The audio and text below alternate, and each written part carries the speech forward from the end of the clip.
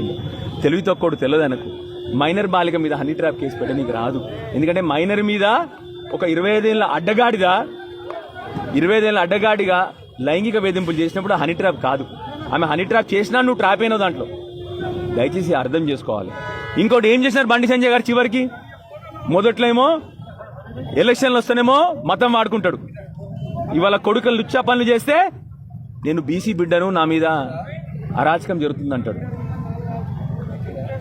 చిన్నపిల్లల్ని రాజకీయాలకు తీసుకురావద్దంటాడు. 25 ఏళ్ళ అడ్డగాడిద చిన్నపిల్లగాడా? ఆ 17 ఏళ్ళ మైనర్ బాలిక చిన్నపిల్లనా? లేకపోతే నీ 25 ఏళ్ళ అడ్డగాడిద మైనర్ రావాడు? అడ్డగాడిద పనులు చేసి చిన్నపిల్లల్ని రాజకీయాలకు తీసుకురావద్దంటావా? ఈ సంస్కారం నీ కొడుకుది ఎక్కడి నుంచి రాలే బండి సంజయ్? నువ్విచ్చిన సంస్కారమే, నీ భాష, నీ గుటుక, నీ ప్రవర్తననే ఆ పిల్లగాడిని అట్లా తయారు చేసిందని చెప్పి నేను ఇవాళ ప్రెస్ మీడియా ముందుగా నుంచి చెప్తా ఉన్నా. ఆ పిల్లగాడు అట్లా తయారైందంటే ఒకటా రెండా ఎన్ని నేరాలు చేసిన పిల్లగాడు మీ అందరికి తెలియదా?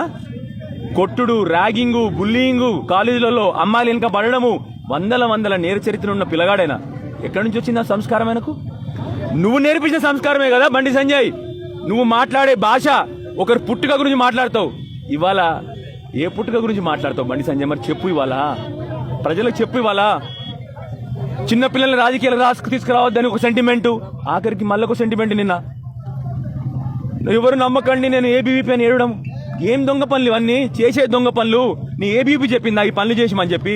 నీ ఆర్ఎస్ఎస్ చెప్పిందా ఈ పనులు చేయమని చెప్పి? నేను దయచేసి నా ఏబీవీ మిత్రుల్ని, ఆర్ఎస్ఎస్ మిత్రుల్ని కూడా కోరుతా ఉన్నాను నేను. మీరు సమర్థిస్తా ఉన్నారా ఈయనని? ఇవాళ నిలదీయండి. మీ అందరి ఇళ్లలో కూడా ఆడపిల్లలు ఉన్నారు కదా.